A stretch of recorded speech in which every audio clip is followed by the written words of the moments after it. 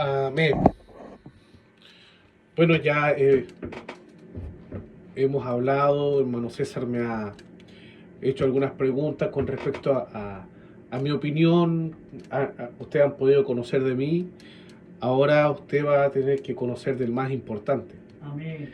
Sí. Ya hablé todo lo que tenía que hablar de mí y ahora, sin lugar a dudas, vamos a hablar de aquello de lo que de verdad va a bendecir su vida, que es la eterna y poderosa palabra del Señor. Si alguno acostumbra a tomar su Biblia en estos programas, le voy a invitar a que lo pueda abrir en el libro de Hechos de los Apóstoles. En el libro de Hechos, en el capítulo 16, vamos a estar meditando en una palabra del Señor. Hechos capítulo 16, verso 25. Vamos a leer una porción bíblica de unos cuantos versículos de la palabra. Hechos, repito, Hechos capítulo 16, verso 25 en adelante.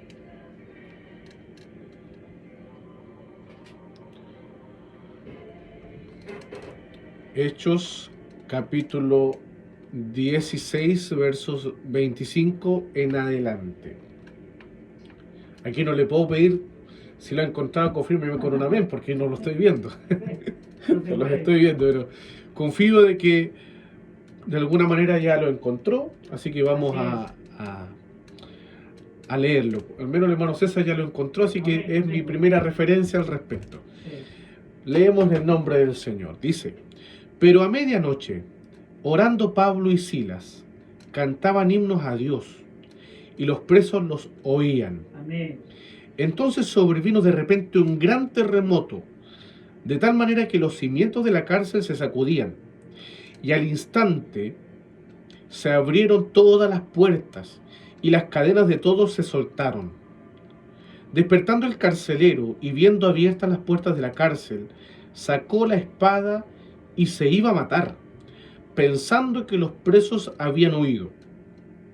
Mas Pablo clamó a gran voz diciendo: no te hagas ningún mal, pues todos estamos aquí.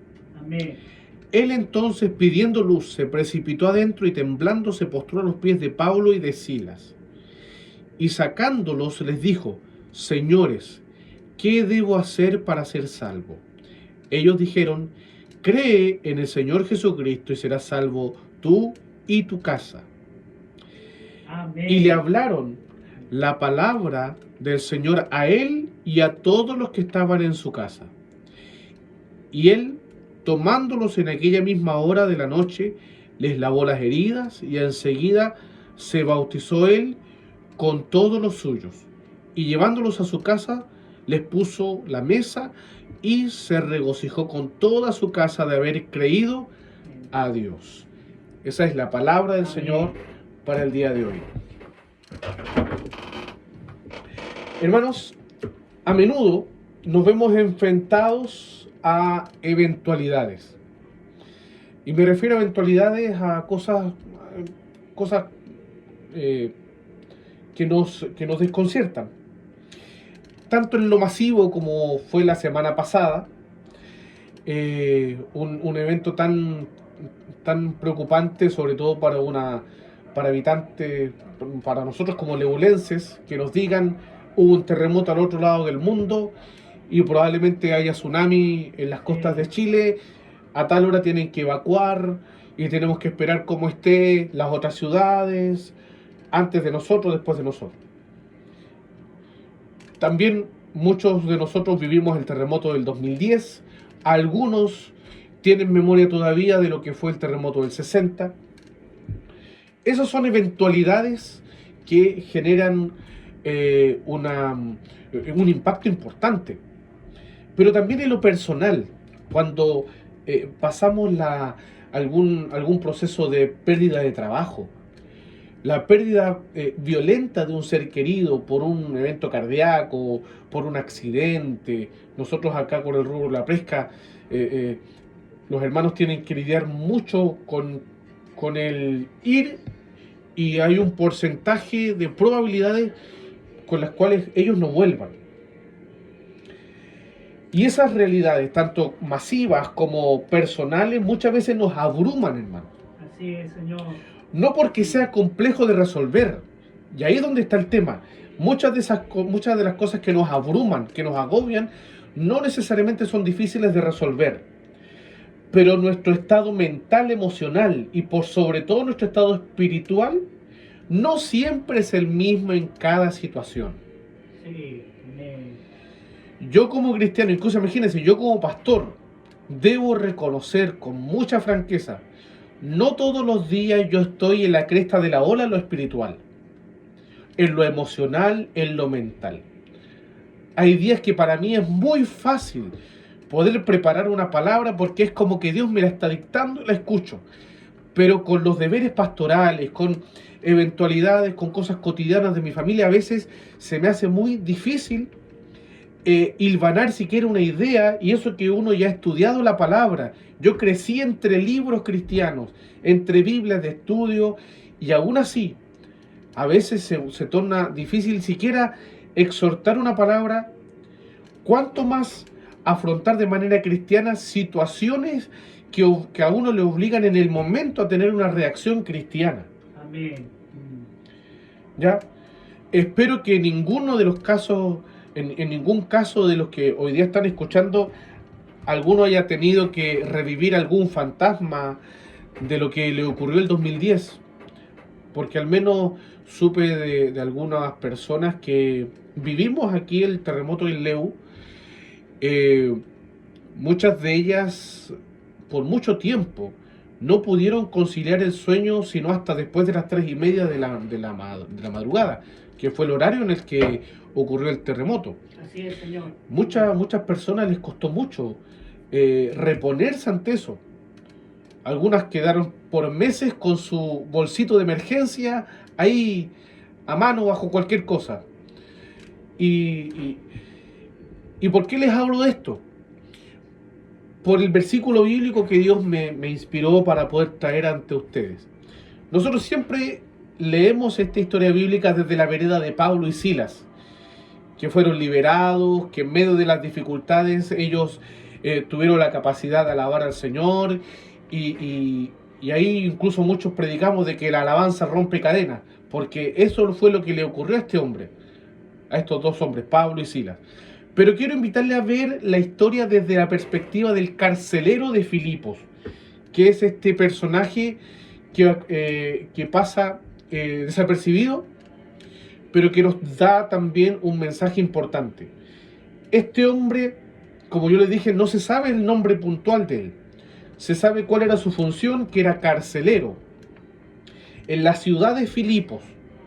De hecho, Pablo escribe una carta a los cristianos que se congregan más adelante en esa ciudad, dentro de los que se asume que él, junto a su familia, fueron los primeros cristianos de esa iglesia.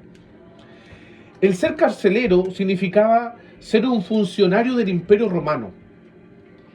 Y eso, a su vez, significaba de que esa familia era una familia muy acomodada. O sea, ser funcionario del imperio significaba ser muy bien remunerado. Y mire, una persona con un pasar económico muy tranquilo, con un trabajo estable, con una realidad familiar seguramente también muy acomodada, vino una eventualidad que naturalmente, según lo que vemos en la historia bíblica, le generó inestabilidad. ¿Cuál fue esa inestabilidad? Un terremoto. Algo que ahora se pretende predecir, imagínense los tiempos bíblicos, totalmente impredecible. Y el terremoto del que estamos hablando fue tan fuerte que produjo que las puertas de la cárcel se abrieran y que las cadenas que oprimían a los presos se soltaran. Imagínense cómo tiene que haber sido el terremoto para que sus cadenas, los grilletes, todo lo que los oprimían, se hubiesen liberado. El problema no fue el terremoto. El problema fue la reacción de este hombre ante la eventualidad, ante este terremoto. Seguramente a este hombre le vino un pánico impresionante, Oh Señor, sí. pero no por el temor de perder la vida por un terremoto. Dice la Biblia claramente que él quiso quitarse la vida, lo dice el versículo 27, Sí, amén. porque él pensaba que todos los presos se habían fugado. Eso, si uno estudia la historia bíblica y estudia el Imperio Romano, cualquier incumplimiento de un funcionario romano en sus funciones implicaba la muerte. Sí, amén, amén.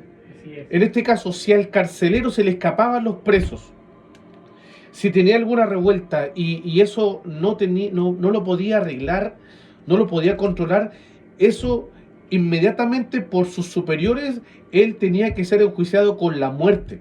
Sí. Amén. Por eso que él intenta quitarse la vida, de alguna manera diciendo, ya, si ya estoy en el peor de los escenarios, mejor me quito la vida yo antes que ser denigrado como funcionario del imperio, como un soldado. Ahora, ¿de qué forma Dios interviene en esta eventualidad? Porque eso es lo importante de esto, hermano. No es que nosotros no pasemos problemas, no es cómo reaccionemos, sino que lo importante es que Dios siempre interviene en cada eventualidad que tengamos. A través de Pablo, que en ese momento estaba preso, Dios lo usa primero para hacerlo desistir de la decisión de quitarse la vida. Amén, sí. Y segundo, darle a entender de que él no había sido víctima de ningún tipo de fuga. De hecho, mismo Pablo, el relato bíblico lo dice, Pablo le muestra que todos los presos están resguardados a salvo y ninguno se había escapado. Así es. Y por eso que es tan importante, amigo, hermano, que a lo mejor estás alejado de los caminos del Señor momentáneamente, todos debemos reconocer que Dios de alguna manera prepara a personas claves en momentos claves de nuestra vida. Así es. Para el carcelero fue Pablo. Imagínense, Pablo estaba preso. Perfectamente para Pablo podría haber dicho, Señor, ¿por qué me castigas si yo te sirvo? ¿Por qué haces esto si yo estoy tratando de hacer lo que tú me llamaste a hacer? Sin embargo, Pablo asumió que por algo él estaba preso. Y la desgracia de Pablo fue la bendición de este hombre, de este carcelero. Y junto con decirle que todos estaban a salvo y que alguno había huido, este hombre entiende que necesita salvación. Sí, Señor. Así Muchos es. Así es. Muchos llegan muchos llegan a nuestros templos, muchos llegan, piden nuestro número, nos piden oración porque tienen necesidad. Sí. Dios muchas veces te ha resuelto, amigo, vecina. Dios ha resuelto cosas que solo Dios podía hacer. No fue ni la medicina, no fue ni las autoridades políticas, ni nadie. Tú estás seguro que fue Dios. El tema es cómo es nuestra respuesta ante lo que Dios hace con nosotros. Este hombre se dio cuenta que solo Dios pudo haber generado que los presos no se escaparan. Imagínense, un preso. Si aquí dejamos la cárcel abierta, en cualquier lugar del mundo, cualquier persona intenta fugarse. Eso es natural de un preso, de un privado de libertad. Amén. Sin embargo, nadie de los que allí estaban presos se escaparon. Este hombre entendió que eso era solamente milagro del Señor. Por eso que él le dice, ¿qué debo hacer para ser salvo? Amén. Y ahí viene esta hermosa frase que también muchas veces hemos predicado. Cree en el Señor Jesucristo y serás salvo tú y tu casa. O sea, la fe de este hombre impregnó de convicción a su familia, y cada uno de su familia también de manera personal comenzó a tener un encuentro personal con Cristo. Sí. Amén. Incluso hasta este hombre fue facilitador para que la palabra de Cristo llegara a su familia, porque ahí mismo lo leímos. Pablo es invitado por este carcelero a la casa, es bautizado, es llevado a que pueda conversar, compartirle de las cosas de Dios. Y obviamente ahí ya Pablo era experto en eso y también le presentó el plan de salvación a la familia de este carcelero. Ahora, ¿qué nos enseña esto, hermanos? Dios está al control de todo. Dios está al control de todo. Amén. Sí. El libro de Hebreos, el libro bíblico de Hebreos dice que Él sustenta todas las cosas con la palabra de su poder. Así es. Entonces, hermano amado, cuando tú sientas que las cosas están saliendo del control, probablemente de nuestro control están saliendo. Porque, por eso que hoy día tenemos muchos problemas de ansiedad, muchos problemas de pánico, y estamos en una tendencia a sobrevalorar el perfeccionismo, porque queremos ser como Dios en cuanto a controlar todo, y no podemos controlarlo todo. O sea, hay algo que para incluso los cristianos es saludable, es entregarle las cosas al Señor. Sí. El ser cristiano no significa que tengamos la vida resuelta. Si no, vea por ahí, hay un montón de hermanos que han perdido trabajo. Hay un montón de hermanos que tienen enfermedades. Hay un montón de hermanos que les cuesta llegar a fin de mes. Señor. Y estamos hablando de Dios proveedor. Sí. Pero hemos entendido que las cosas siempre suceden por algo, y como dice Romanos, todas las cosas, todas, dice todas, no solo lo bueno, no solamente lo que yo le pido o para lo que estoy preparado, todas las cosas ayudan a bien Sí. a los que aman a Dios. Entonces, amigo, vecino, vecina, no es malo experimentar temor, duda o incertidumbre. Lamentablemente nosotros como cristianos hemos satanizado este tema de que el cristiano no puede sentir temor. Si tú crees en Dios no puedes sentir temor, no puedes sentir duda.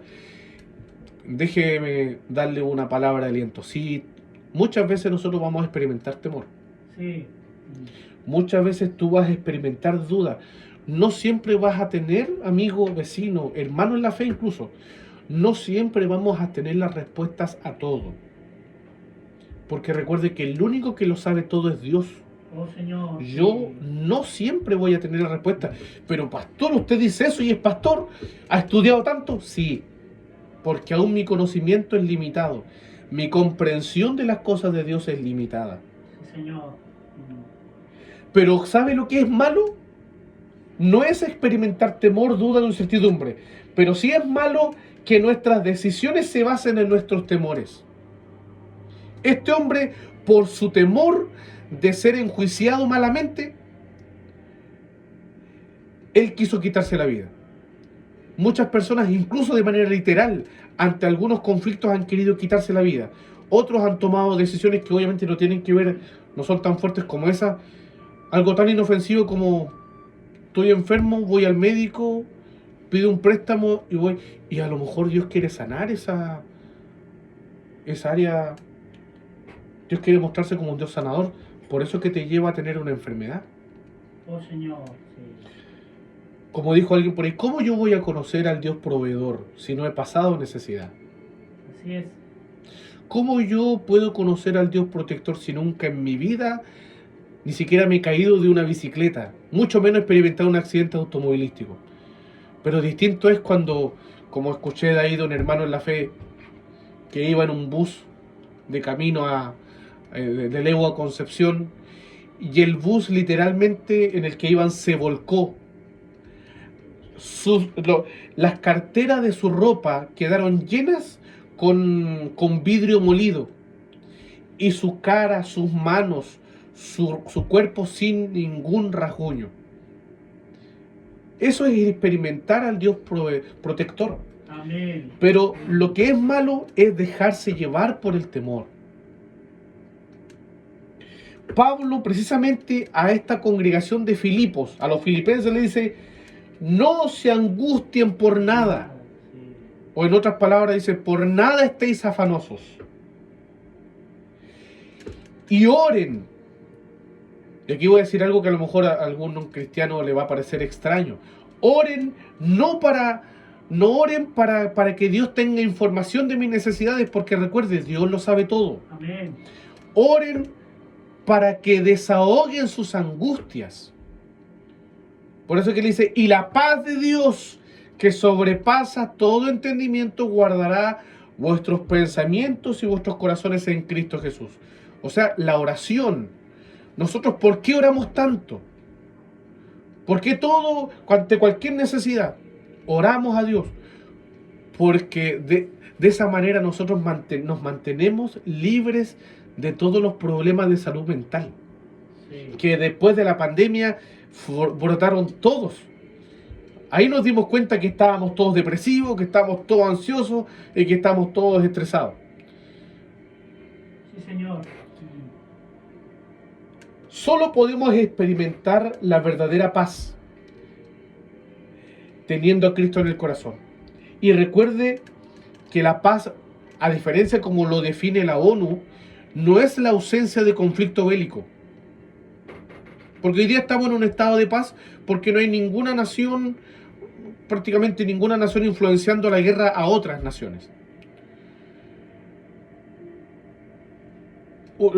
Hemos visto ahí la Franja de Gaza, problemas en Medio Oriente, pero nada que englobe a toda la humanidad como pasó con las dos grandes guerras mundiales. Pero la paz que se experimenta al tener a Cristo en el corazón va más allá de los conflictos. Amén.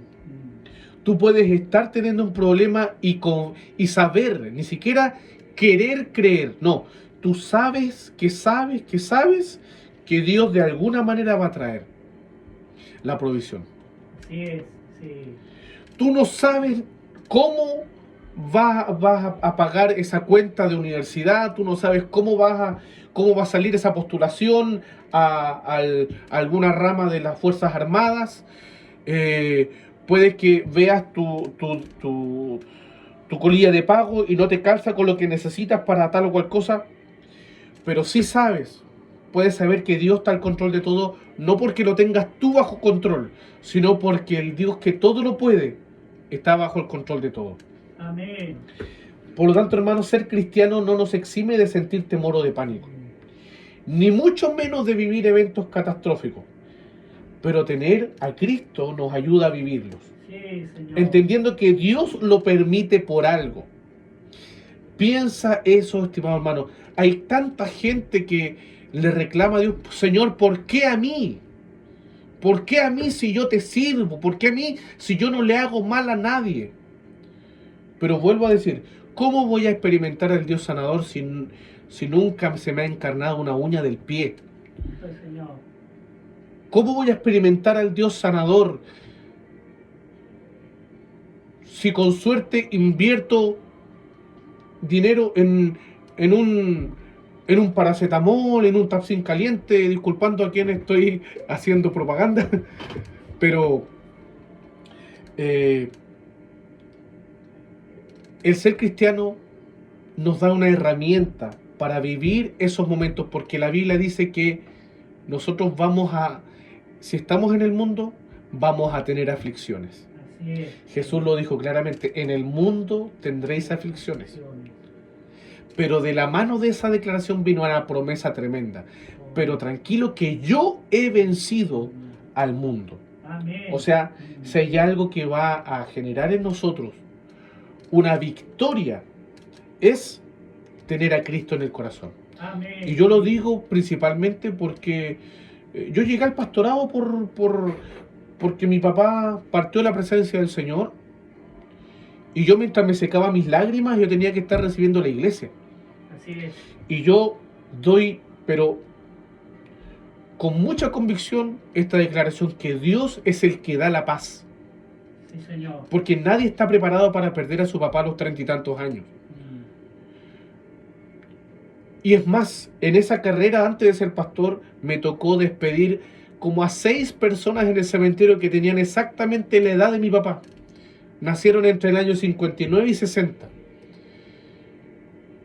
Y como probablemente a cualquiera le podría pasar cuando ven bueno, ya no estoy tan flaquito, pero un flaquito en ese tiempo, de terno corbata, con un manual, repitiendo lo que todos los pastores dicen, probablemente por reverencia me escuchaban.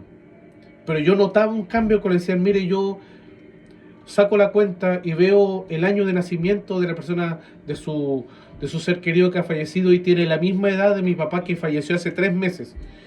Y yo con base le puedo decir que Dios es el Dios que da la paz. Amén. Sí. El ambiente cambia cuando uno habla de algo que ha vivido. Sí, así es. Nosotros en el cristianismo le decimos tener un testimonio.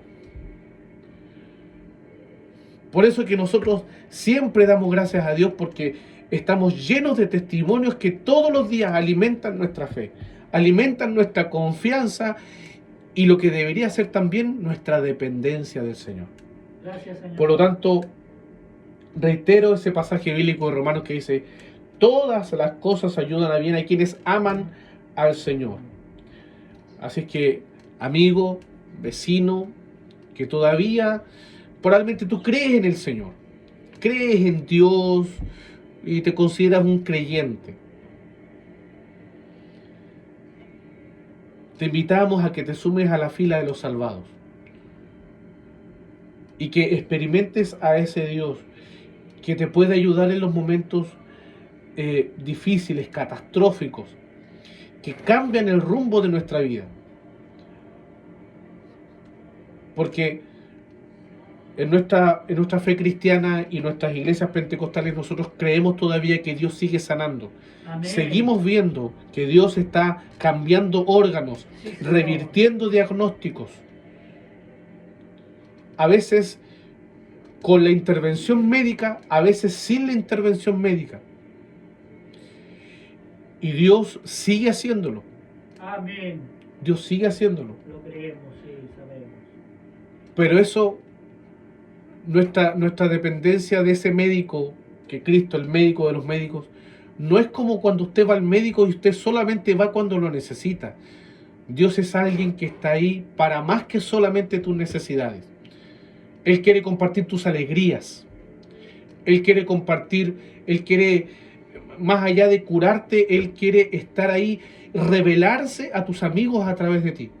Y a veces, y quiero ser muy honesto en esto, a veces no nos va a librar de nuestras enfermedades, pero sí vamos a poder testificar de Cristo porque le amamos más allá de la sanidad. Le amamos a Él más allá de que Él me dé lo que yo quiero, de que me regale el auto que yo quiero, de que me regale la casa, el título profesional, el bienestar que yo tengo. Yo le amo porque lo he conocido y me ha seducido, como dijo Jeremías. A ese Cristo servimos y a ese Cristo quiero servir hasta que sea viejito, hasta que Dios diga, hasta aquí Claudio Monsalves.